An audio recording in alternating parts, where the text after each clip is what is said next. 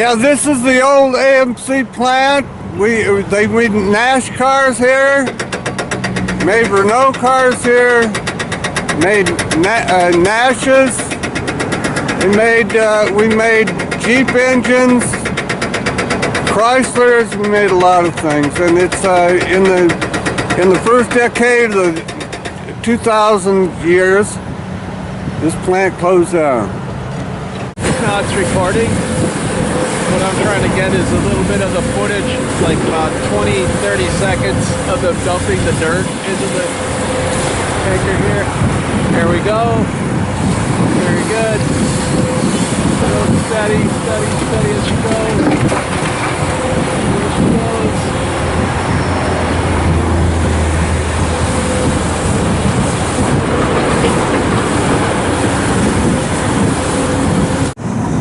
Good. Now get a good shot. I zoomed it in the wrong way. Okay. Zoom it back, right? Yep. Wide shot. Are you seeing it?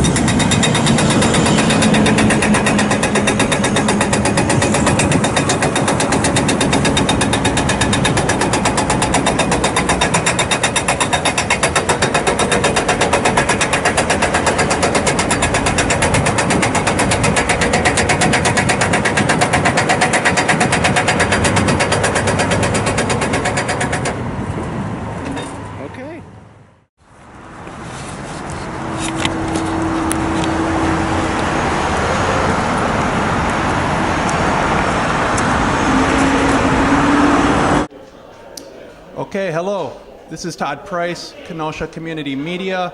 We're here with Senator Bob Wirch.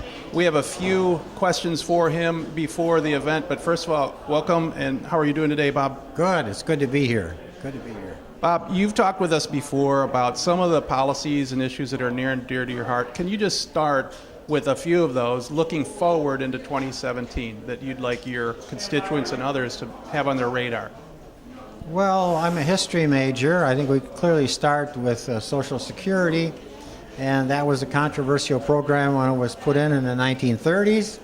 And now with the new Trump administration, we have to beware of how it's treated in the next administration. So I think it's a good time to talk about the very bedrock program that we have in this country that keeps people out of poverty, and of course Medicare.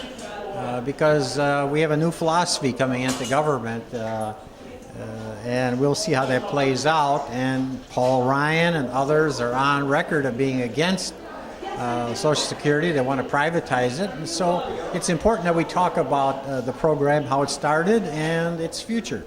And to your point, I'm also a history buff too, and I must say I'm alarmed at how the politics have played out since Social Security solving several major problems. If we look back into the 50s, you'd probably have Republican support of it at that time. Can you speak to that, how it's changed over time, or why it's changed over time? Exactly, and one of the most popular Republican presidents, Dwight David Eisenhower, was a backer of Social Security, and that's why his name is Bud today with the Republican Party, because Dwight David Eisenhower didn't want to get involved with the war in the Middle East, and he was for Social Security. So he's persona non grata in Republican history right now.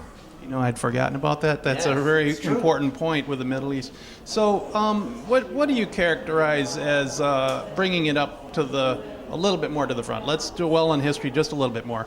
But there was an effort in the 80s to sort of save Social Security for posterity. Can you speak to that as well? Yeah.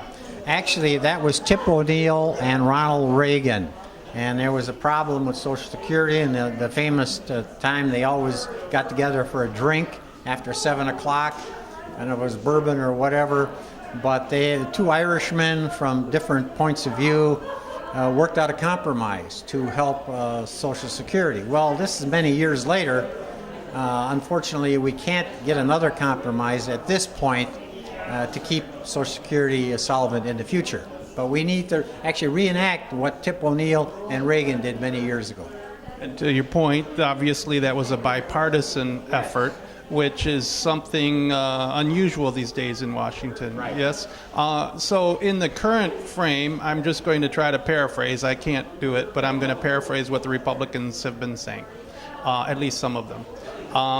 That it's going to go bankrupt, that it's an unfunded mandate, or what do they call it? They call it an entitlement. Can you speak to any of those or all of those issues? Well, first of all, I would say it's the most successful social program in the history of this country. They haven't missed a check since 1937.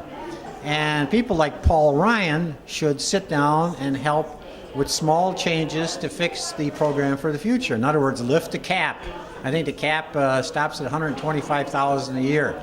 That would help enormously. Maybe have people work a little bit longer. That might be part of the compromise. Remember, you got to give something to get something when you have Democrats and Republicans. Minor tweaks in policy could assure the program would go on for many years in the future.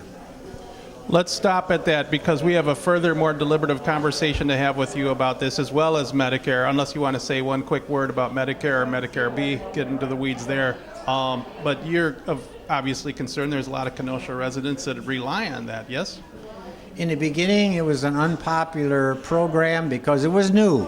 And people don't like something that's new. The people chased Dan Rostenkowski down the street. He was one of the architects of the program. Now people love Medicare. So it shows the government can run good, efficient programs. Once again, it needs some tweaking, and the right wing wants to kill it, but all we need is a little bit of a compromise, and that program can go on into the future. Thank you very much for this spot-on interview, and enjoy the show in here. I'm anxious, as you are probably too, to find out what's going to be talked about today in Kenosha.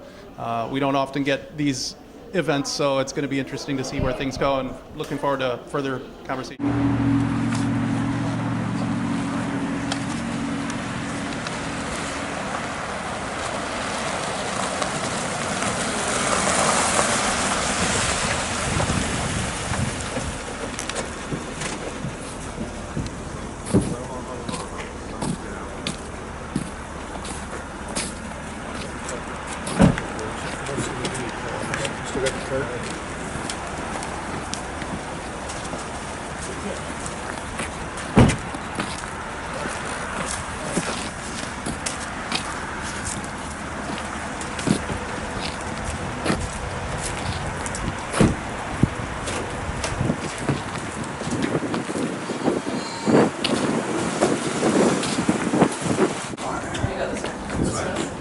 This way.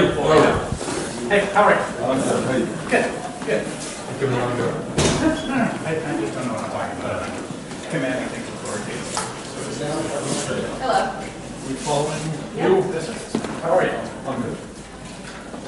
Not big. Nice to meet you. Should go right in here. How are you?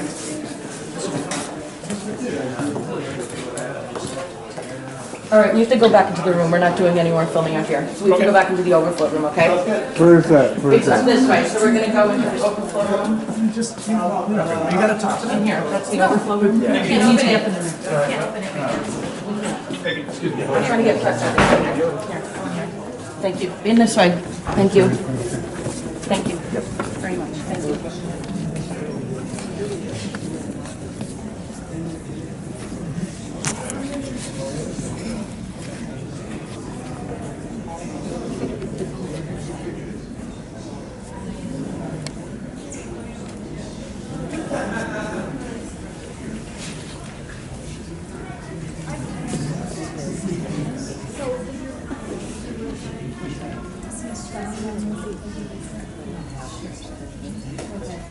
You're right there, perfect.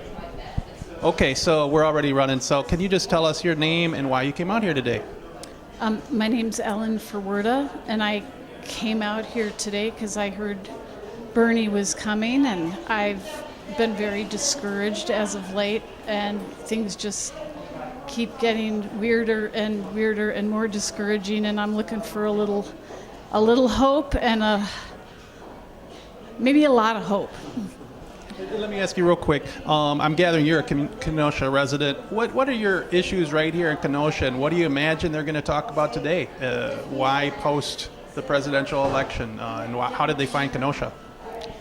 Well, I mean, Kenosha is significant because our congressman is Paul Ryan, and Reince Previous is also from Kenosha County, and this was a strong union.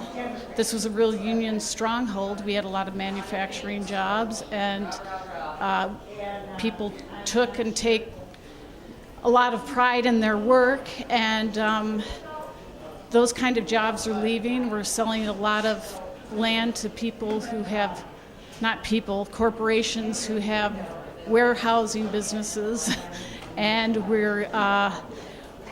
our city government wouldn't put $850,000 towards building a new shelter, but they'll give $2 million to Gordon Foods or some big company to build a road, to send trucks to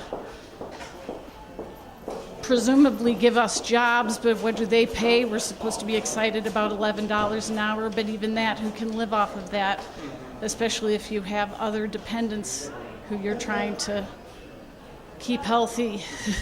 That's very eloquent. You point out a lot of issues. I'll let you go. We'll try to follow up and see what happens here today, and I hope you come out here and voice your opinion out there too. Okay, thank you very much. Thanks. Thank you.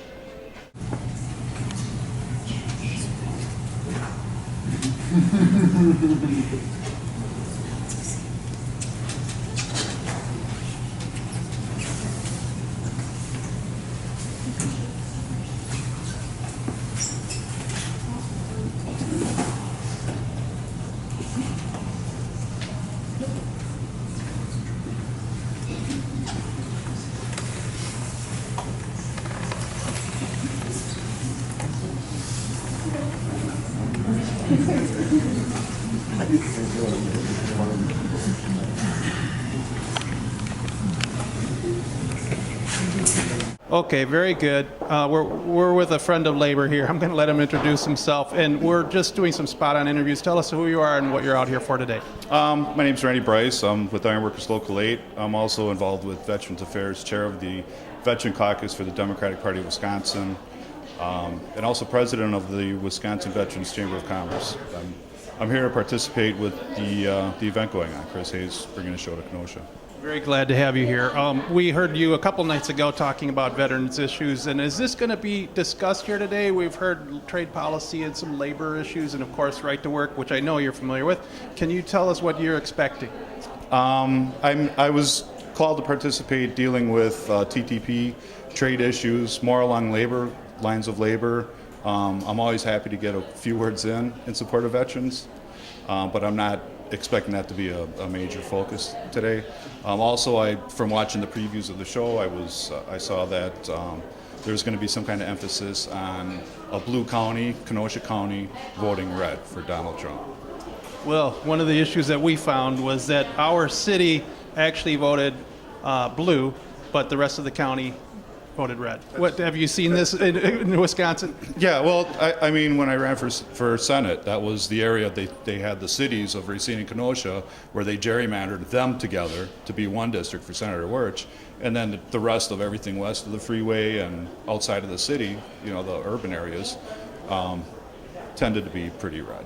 Thank you so much. We'll look forward to see what you say. Thank Here. you. Take care.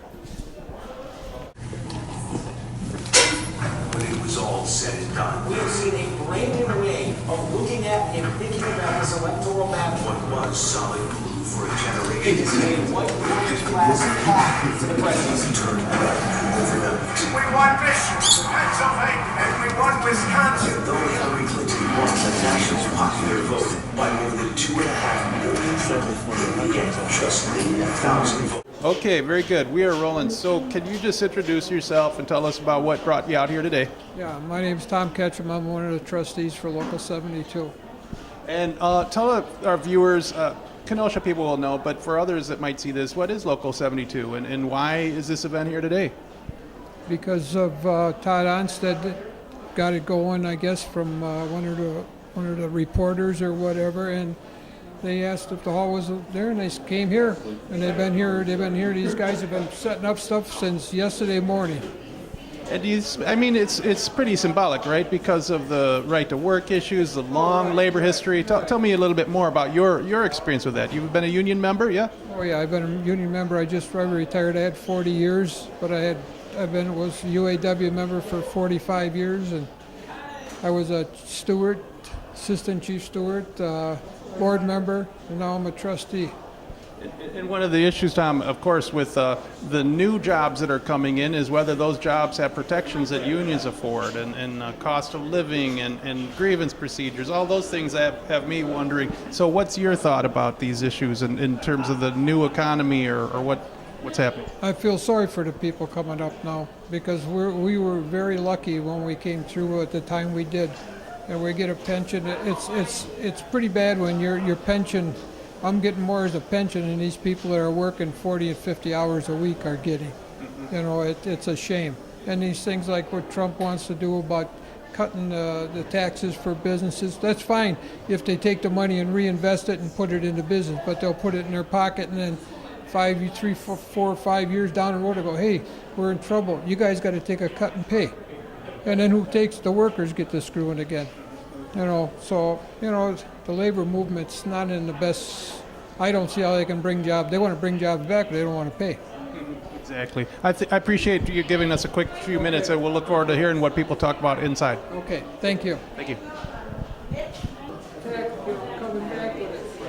But when you do things, they send all around overseas, and now we bought their jobs. We paid for all that stuff, and we were SOL. Yeah.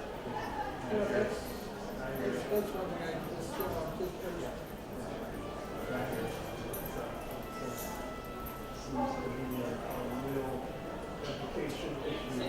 well, and you know, what was the big thing for the election? Everybody screamed about Washington, the senators, the congressmen. So what they do?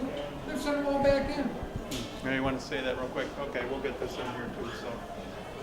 Well, so you know, we can. Just when you don't have to be on camera. I get it.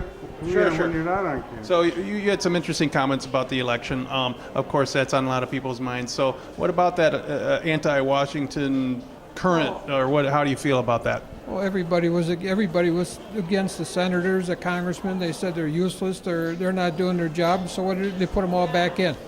So how's things going to change when you got the same people back in? Then Trump's putting people in his cabinet that are billionaires. Now, I've never seen a billionaire take orders from anybody. They're used to giving orders and doing it their way, right or wrong. So that's going to be very, very interesting in the next 6-8 months. Hard to imagine how you hold folks accountable that haven't per se had to be concerned about that, whether they are personally responsible or not. What is the gravest concern of yours? You talk about labor issues and trade policy issues, but other issues that you want to speak to, or? Oh yeah, you know, I look at it like, say Johnson. Johnson got reelected in Wisconsin. Fine. You know, he's elected.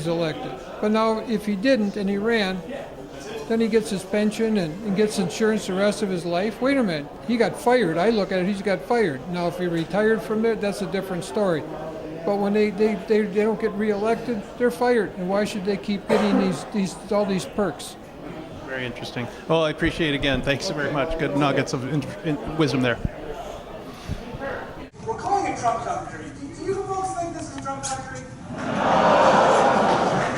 That may be true in this crowd, but for the first time since 1984, Wisconsin voted for Republican for president, and in many ways, the story of Wisconsin is the story of 2016. The state flipping to Trump after voting for President Obama twice. After Election Day, Trump's Wisconsin margin stood at just 22,617 votes, about a quarter of the capacity of Lambeau Field, where the Packers play.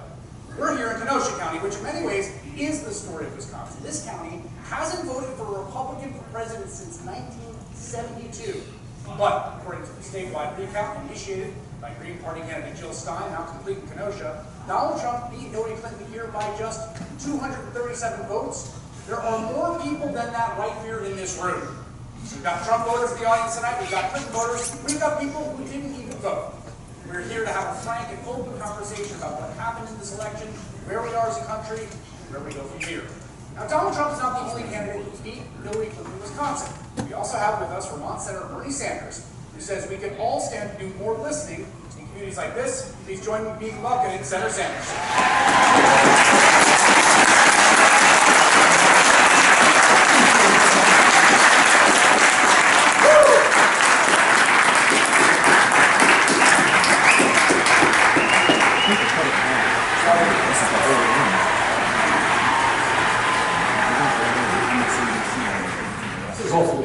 you just introduce yourself real quick? Tell us why you're out here for the event.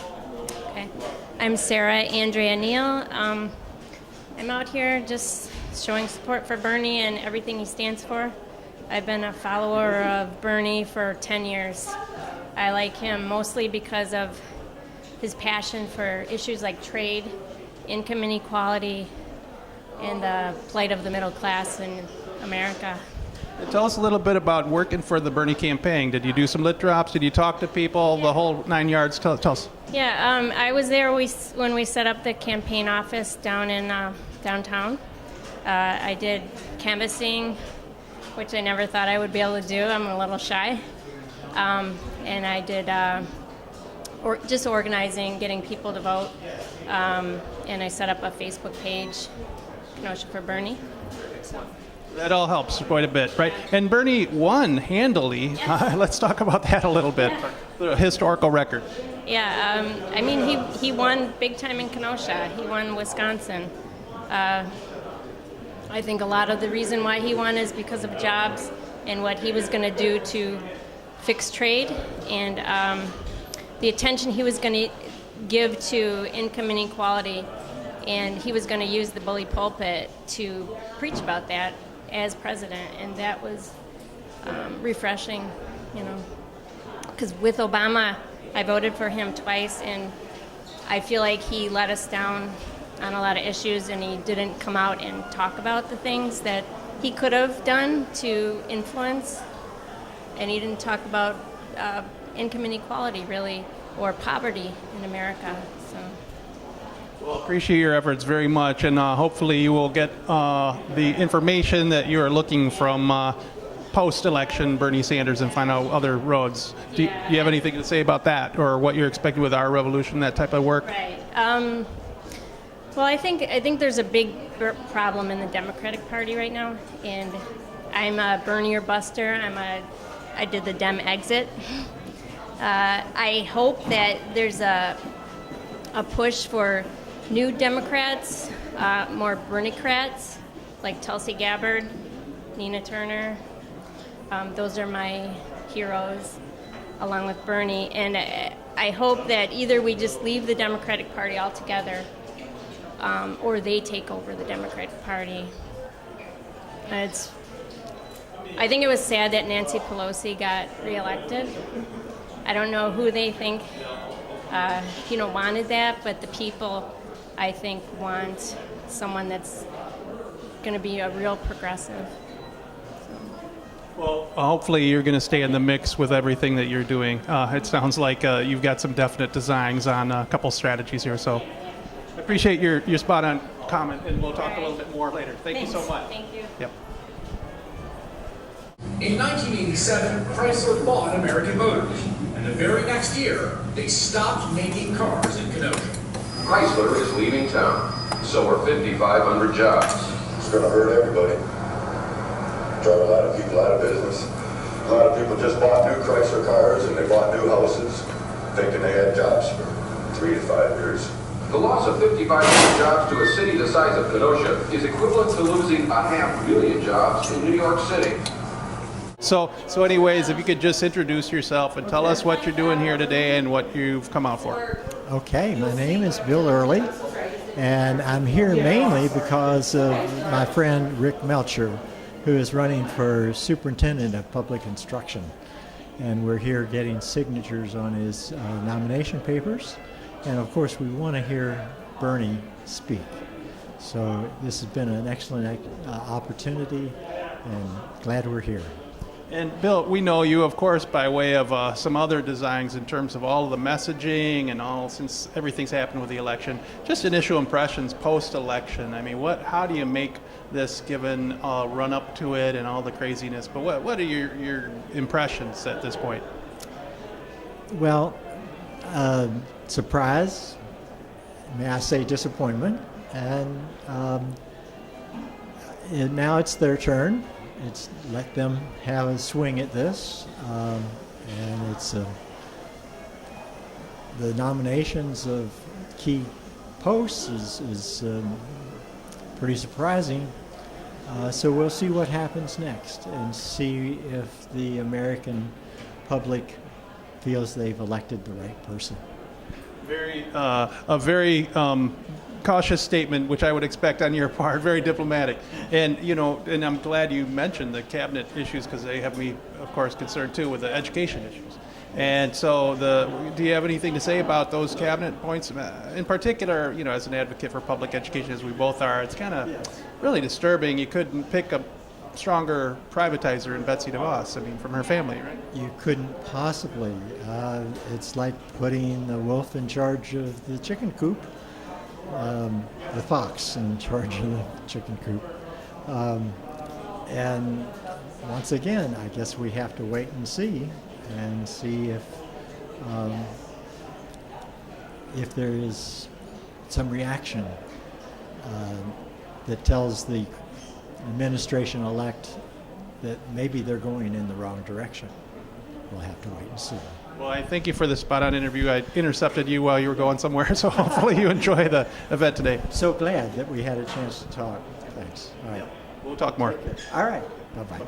We're down in 2013. The plant's all gone. There's a big empty lot. And I guess you look at that big empty lot and say, there's a challenge there. There are still jobs in Kenosha. In fact, the unemployment rate is below the national average. But the jobs today are very different. Most of the employees in the manufacturing sector were unionized. They had good benefits. They had good solid salaries. And what's happened is, after this transition, is the newer jobs, which we're very grateful for, aren't paying as well as the manufacturing jobs were. And I think there's a real political consequence. If somebody wants to know what happened in the election from a month ago, they need only drive down 52nd Street in Kenosha and look at those 100+ acres of empty space that represent both what was in Kenosha and the hopes and dreams of the future of Kenosha.